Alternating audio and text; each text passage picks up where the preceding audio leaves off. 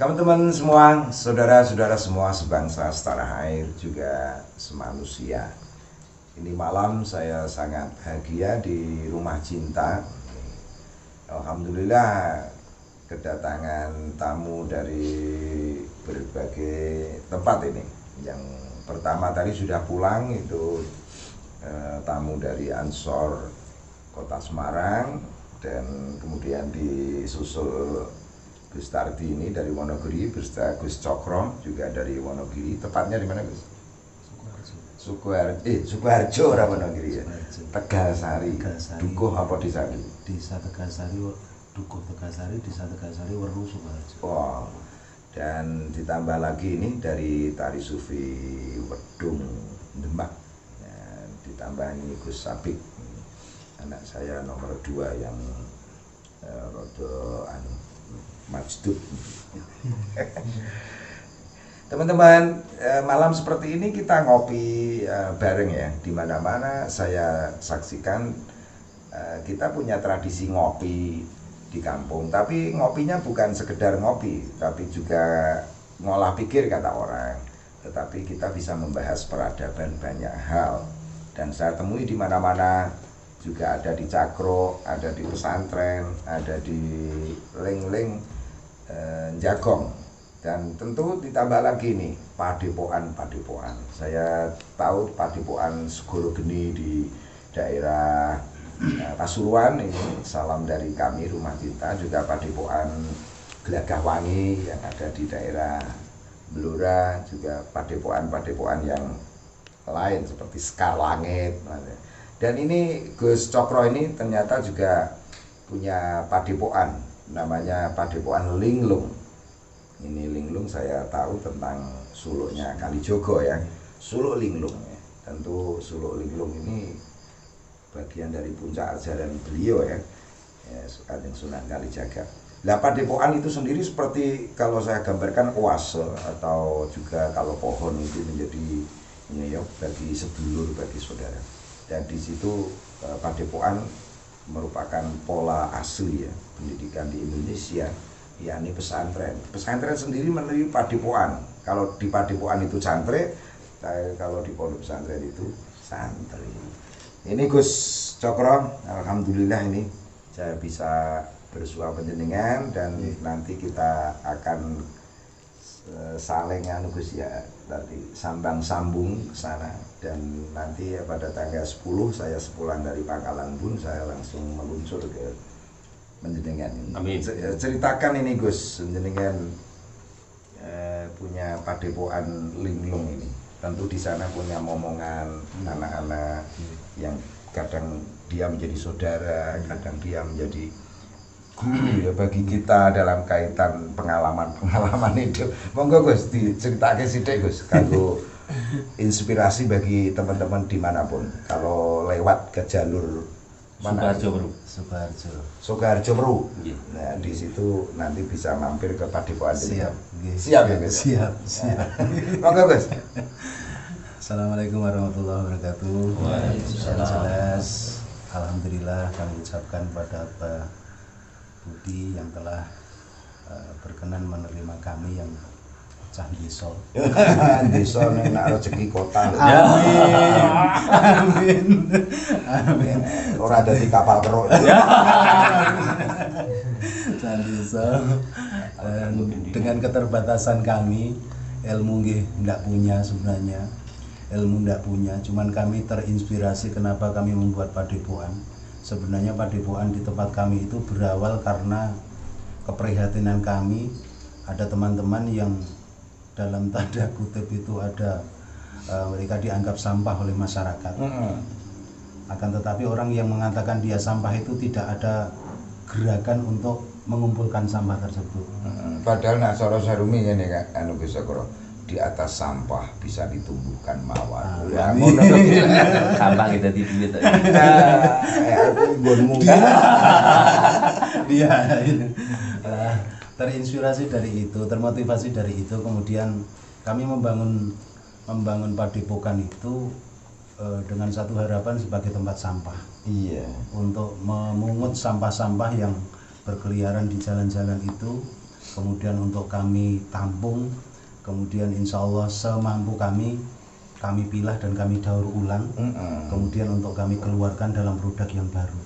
Alhamdulillah sampai hari ini teman-teman yang selama sebelum masuk di Padepokan itu dianggap sampah oleh sebagian orang, alhamdulillah ini sekarang sudah menjadi barang yang bermanfaat. Yang mawar tadi. Insya Allah. Iya, itu sama Gus dengan di atas puing-puing kita tata kembali, kita tata ulang peradaban. Ngono lho. Ya, terus sing dawa critane itu. Sudah berapa tahun ya jenengan bikin itu? 2006. Wow, 2006. Ya wis 14 tahun. 2006. Ya, 2006 berawal dengan Masya Allah di dalam mendirikan itu pun alhamdulillah penuh dengan rintangan, penuh dengan Masya Allah cobaan yang sangat luar biasa. Biasanya kan ngono Gus, di balik duri baru ketemu wangi mawar. Lah nek ora ana durine kok ora ana sepo lah Gus, perjuangan iki sepo.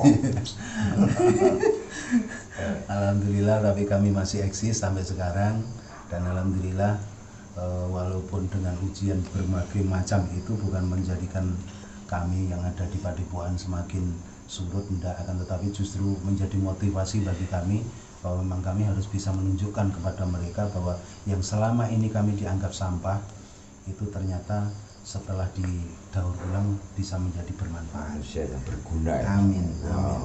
Amin.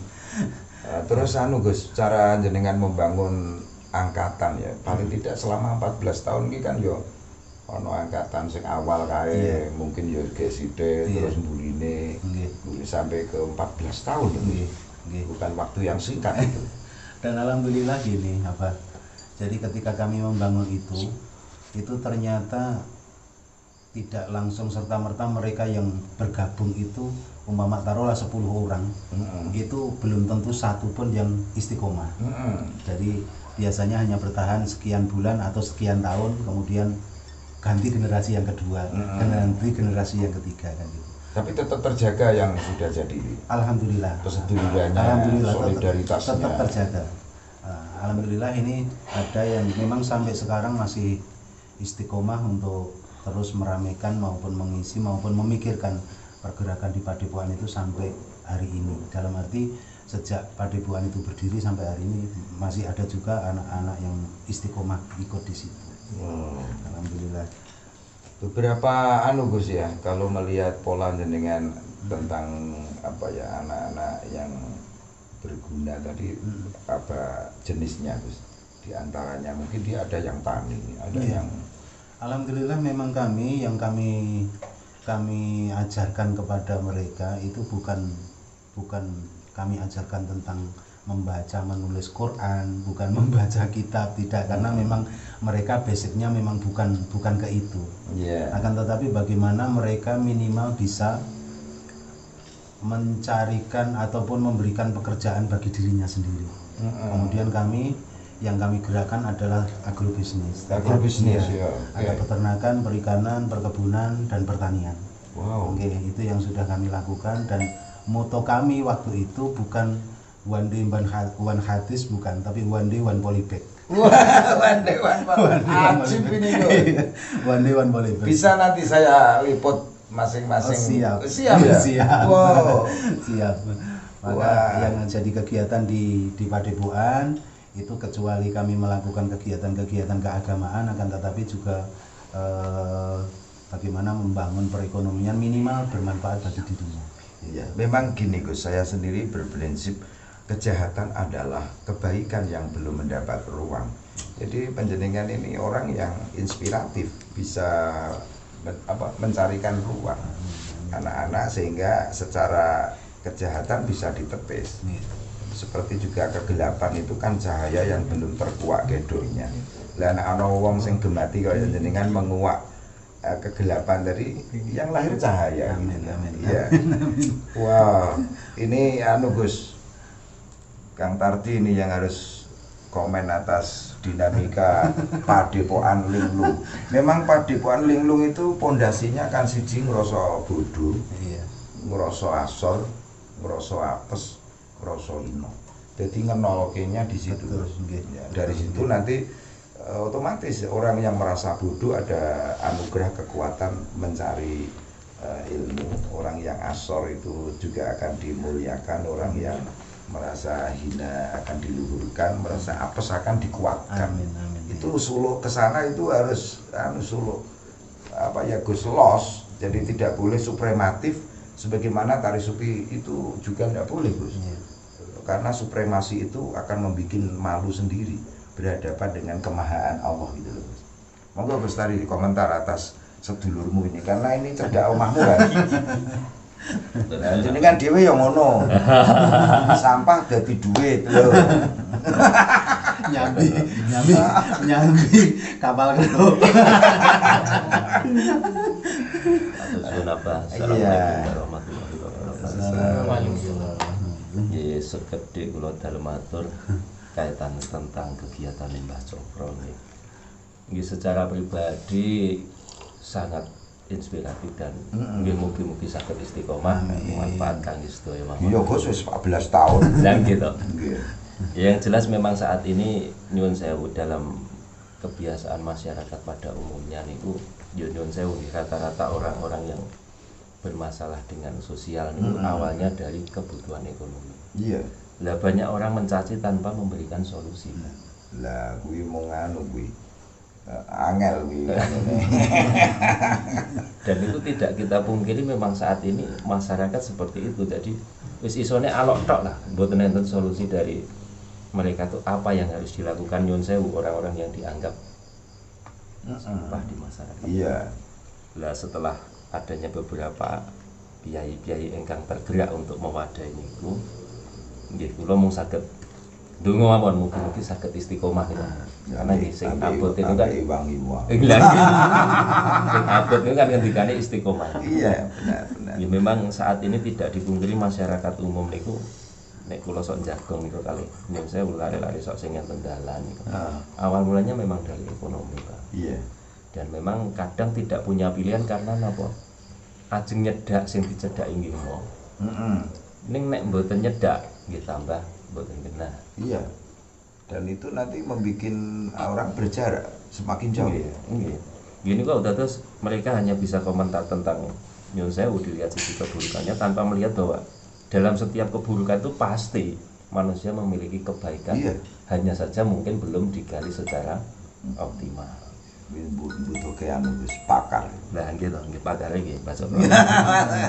Namanya saja anu Cokro lho. Cokro itu sebuah anu holistik pandangan tentang keseluruhan ya yang sifatnya juga bentuknya Cokro itu kan Gus. Jadi apa ya mengosongkan diri dan kemudian Tuhan berbicara melalui tindakannya. Bukan tindakannya hanya bicara ya. Tapi biar tindakannya yang bicara. Lah itu memang kelas tinggi memang kok Gus. Nah gitu. Iya toh. Ya, yang jelas manfaatnya sangat besar sekali ya, Iya. minimal bisa menjadi penyeimbang. Terus Iya. mereka-mereka yang saat ini mendekati putus asa masih ada harapan. Ternyata masih ada beberapa orang yang mau menerima keadaan saat ini. Memang nyun sewu memang keadaannya seperti itu. Napa melih kok mungkin saged ngarahke teng hal-hal yang langkung positif yang kaitannya dengan orang hidup tapi pasti tidak bisa terlepas dari kebutuhan keseharian. Iya. Dan itu anu Gus, kalau saya sering ketemu di mana-mana anu Kang Cokro padepokan seperti itu, justru itu menurut Rumi cerminan orang yang gemati. Nak Jawane ning nak kono jenenge perhatian. Padahal inti cinta itu gemati itu. Gemak, perhatian terhadap apa ya orang yang seperti tadi gitu di toto dibenahi kan seperti itu. Nah, kadang ini nggih enten beberapa orang hanya memberikan sebuah nasihat tanpa ada solusi yang lah itu anu iso-iso mung anu ora kok maidu hasanah maidu. Maidu hasanah kuwi. Nah padahal untuk ukuran seusia yang nyun sewu yang dikatakan orang tidak begitu berguna di masyarakat kan rata-rata sudah berpikir untuk arah ekonomi, Pak. Mereka bukan lagi nyun sewu anak-anak yang setiap hari untuk jajan minta, untuk makan minta orang tua, sudah bukan itu kelasnya. Mereka sudah berpikir bagaimana caranya menatap masa depan yang pastinya tidak bisa lepas dari kebutuhan ekonomi untuk bertahan hidup. Maka Nabi juga mengingatkan kadal fakru ayakuna kufron gitu, meh-meh bae kefakiran ini nggawa kekufuran. Orang tidak boleh meremehkan soal pendapatan, soal apa dengan mandiri tadi ya. Itu nak ora mandiri iso-iso nyolong, garong, nodong dan destruktif yang lain. Itu kan Gus. Jadi orang duwe pengalian ngono Gus apa? Nah, terus saya sangat inspiratif mungkin langkung dangu Dan ini bisa Gus ditiru oleh banyak orang gitu. Tentang padepokan yang memiliki tindakan seperti ini. Kegiatan ekonomi pasti nambah niku. Dan nanti bisa diajak ya ibarat wong iki agama ngaji sing piye ngono to, bisa dianu mbek bergerak. Ya, besok ro nih matur nuwun Gus Tardi ini terhadap apa ya padepokan Linglung ini. Dan tentu Gus Sokro jenengan juga bisa ya manggake teman-teman ini, karena saya sendiri butuh sebuah padepokan yang bergerak ke situ untuk diwartakan, untuk diberitakan, dan saya sendiri bergerak ke situ soalnya dengan sambung ke sana kemari. Yang penting ini juga dengan respon situasi pandemi sekarang ini yang saya sebut orang kena sindrom kesepian itu. Cara kasarnya piye Gus? Nak cara aku lang iki lola. This is man of peka. Dan sing responsibility kan peka. Nggak peduli tanpa peka kan gitu percuma. Iya, wah wis. Padahal Kanjeng Nabi sendiri hadir itu Rabbul Mustadafin itu orang yang mengangkat teraniaya. Itu misi kenabian, jarang orang yang memahami. Roto-roto sing dipek iku mauidho hasanah itu. Ora ngangkat kehidupan. Dan inilah yang harus dijadikan pola baru dalam keberagamaan, Gus. Ya, saya berharap begitu, dan Nabi dengan Rabbul Mustadafin itu bisa dicek pada era di Madinatul Munawwarah. Monggo Gus, ini untuk minjem-minjem situasi pandemi ini. Dalam kaitan padepokan petuah Linglung sing wis dilakoni kan ya ngomong petuah. Yang jelas yang kami ajarkan kepada anak-anak yang ada di sana untuk selalu yakin dengan pertolongan Allah. Di musim apapun, selama kita ini masih yakin sama Allah, pasti akan ada jalan. Pasti akan ada jalan. Dan alhamdulillah tadi juga sempat ngobrol sama Gus Tardi di jalan. Apapun yang kami lakukan memang proposal kami adalah ke Allah, bukan ke manusia. Bukan ke manusia. Dan itu disebut oleh Syekh Rumi raja sejati. Raja sejati tidak mengganggu orang, membebani orang, ngeruk orang. Tapi give and give, karena itu berkaitan dengan tadi raja sejati ya. Kalau Tuhan Tuhan bermahkota tidak ada lagi. Dan di situ disebut raja sejati. Walau tidak punya kerajaan fisik secara apa ya formal, ini raja. Ya, wah, ini sesuai karo sulukmu ini. Suluk apa? Linglung. Monggo dilanjut Gus untuk ngejem teman-teman. Yang jelas yakin saja bahwa Allah bersama kita dan Allah akan menolong kita. Dan sebagai salah satu bukti real yang kami lakukan adalah anak-anak di sana, alhamdulillah, walaupun dalam masa semacam ini tidak pernah merasa dia itu mengeluh bahwa kondisi semakin sulit dan sebagainya, karena yang kami tanamkan kepada anak-anak adalah yakin dengan pertolongan Allah. Dimanapun berada, Allah tetap bersama kita dan akan membantu kita dan menolong kita. Dan alhamdulillah sampai sekarang kita tetap berjalan terus tanpa ada kekhawatiran apapun. Amin. Tanpa ada kekhawatiran apapun. Juara ini kelas pendekar ini teman-teman. Dan alhamdulillah yang kami tanamkan kepada mereka ternyata di masa pandemi ini bagi kami justru berkah. Berkahnya apa? Yang dulunya agak malas nyangkul sekarang jadi sergap nyangkul. Karena apa? Harus menyediakan makanan yang harus dia makan. Yang selama ini mungkin sebelum pandemi mungkin berpikirnya semua bisa kita beli, dan apa yang kita hasilkan bisa kita uangkan. Ternyata sekarang ini enggak. Sekarang ini kecuali diuangkan, akan tetapi juga minimal untuk dirinya dan keluarganya ini sudah tercukupi dari lahan sekecil walaupun sejengkal tanah itu kami manfaatkan semua. Yaitu lahir mandiri pangan. Alhamdulillah, itu yang kami tanamkan kepada mereka. Saya juga punya sebuah ungkapan Gus Tardi, ya. Makanlah apa yang kau tanam dan tanamlah apa yang kau makan. Kemudian yang kedua, makan isinya dan tanam bijinya. Dan ini siaran singkat Gus, nanti kalau saya ke Padepokan Panjenengan tentu akan siaran lagi ya. Karena hal-hal seperti ini selalu akan saya wartakan di negeri kita. Ini teman-teman saya tunjukkan yang mengikuti siaran ini, mulai dari sana, siapa namanya? Sahal. Nah, ini tari sufi yang dulu kecil saya kenal, gede-gede baru ketemu ini. Ya, ini juga nari sufi, dan nanti Gus di Padepokan bisa kita ya tari sufi di sana. Ya, terus yang kedua Ruhadi asli Medung juga ini Kamali ya. Yang seberang sana itu lah, ini bisa skill ini mengobati melalui apa? Perbekaman ini dari Medung ya. Dan ini Sabik, ini anak saya ini. Nah, ini ahli suwo. Santri dalan. Dan ini jagon dan ngopi di sini bisa diterapkan di mana-mana dengan terus kita bergerak untuk membahas peradaban lokal. Saya punya akun Kiai Kampung, yang kedua Kiai Pemulung. Ya, itu seperti itu.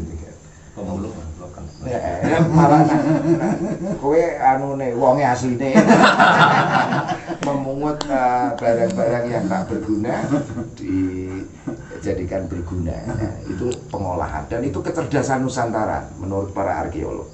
Pinter ngolah urip. Jadi kita sudah pernah dijajah 350 tahun, Jepang 3,5. Era demi era juga belum ya Gus ya. Belum tuntas. Malah sekarang apa? Markona, Corona ini. Tentu ini uji nyali bagi bangsa kita. Jangan takut. Ya, terus bergerak sebagaimana Padepokan Linglung ini. Yuk kita tutup ini dialog singkat dan semoga bermanfaat. Kemudian silahkan like, comment, share, dan subscribe ke Kiai Budi Channel untuk melihat mozaik peradaban di Nusantara yang adiluhung dan indah. Sebagaimana Padepokan dari Gus Cokro ini, Padepokan Linglung. Nah, tentu ini ya ala anak-anak muda Gus. Jadi kalau saya bilang Padepokan Linglung berkah, jos, ngono jose ngene lho Gus.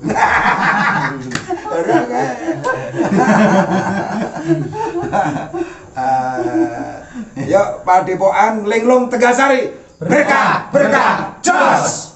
Nah, sekian, terima kasih. Wallahual muwaffiq ila aqwamit thoriq. Assalamualaikum warahmatullahi wabarakatuh. Waalaikumsalam.